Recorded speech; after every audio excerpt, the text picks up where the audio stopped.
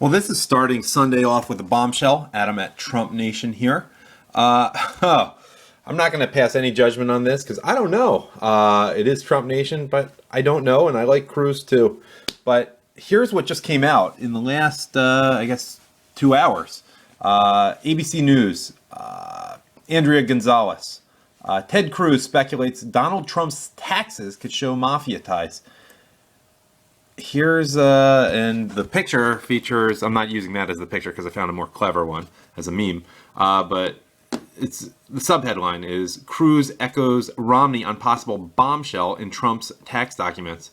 Let me just summarize. And the reason I do this is not just clickbaiting.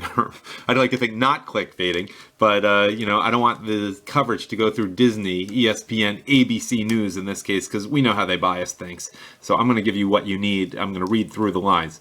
But what the article reads, and I'll comment when necessary, is Texas Senator Ted Cruz speculated Donald Trump, and he does use the word speculated, doesn't want to disclose his tax filings because he may have business ties to the mafia and donated to left-leaning organizations like Planned Parenthood. By the way, we're critical of Trump here. These things have to come out. The point is to win a general election in November. So let these things come out. Let's deal with them. And if these things are true, let's find another nominee, quite possibly.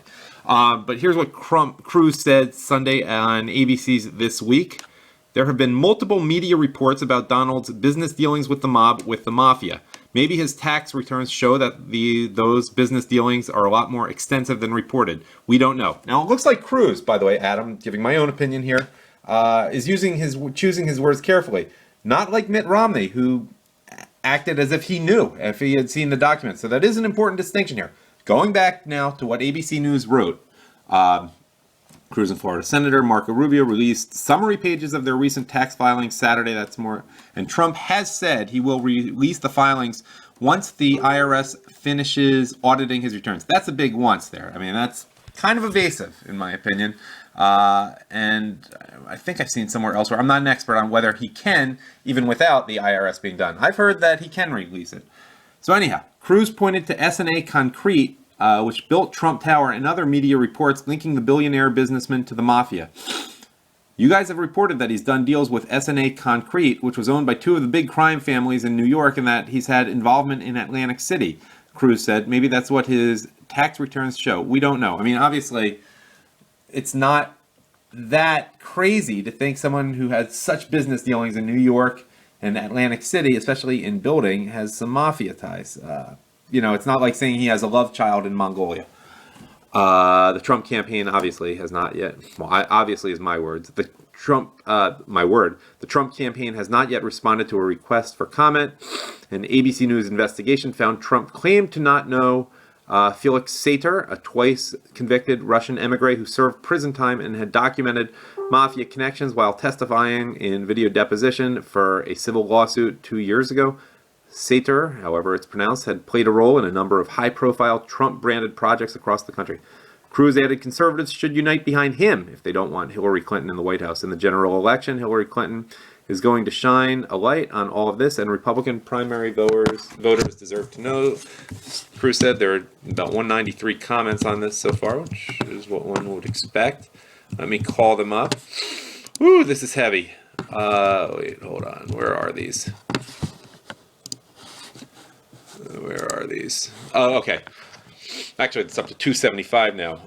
As I mentioned, someone writes, the key word is speculates. I speculate Cruz will not be nominated or become president. I bet my speculation is more accurate than Cruz's. We don't know. And then someone else wrote, come on, Ted, you can do better than that. Wasn't Trump the main financier of ISIS, and isn't he the money behind the coming invasion of Texas? Okay, the hyperbole, whatever, it's cute, but these things need to be addressed, whether you like Trump or not. What do you think? Hillary would lay off it? I just want to give you a few more comments, a cross-section of them, what people are saying. Just some anti-Cruz stuff, which isn't that relevant here. I just want to find what people say about the actual story, as opposed to I like Trump, I hate Cruz, I like Cruz, I hate Trump. Here's a good one from Linda Kelly. And then there's a response, and then I'll end with that. Linda Kelly writes, I'm a CPA who works as the controller for a builder-developer in the D.C. area. Trump's companies, while substantially larger and much more complex, international and many business types, file essentially the same forms we do. From his 1040, you could learn a lot, but you can't learn whether he has mob ties, Ted Cruz, or the size of his company, Marco Rubio. Even if you could get his corporate tax return and the return of underlying LLCs, mob ties and size of a company are not things that can be learned. If Trump contracted with a mobbed-up trash removal company, the specifics of which vendors he pays are not on any of the income reporting forms.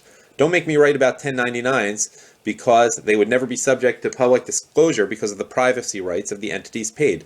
The only way to know the value of his companies is from a highly complex asset valuation or audited financial statements.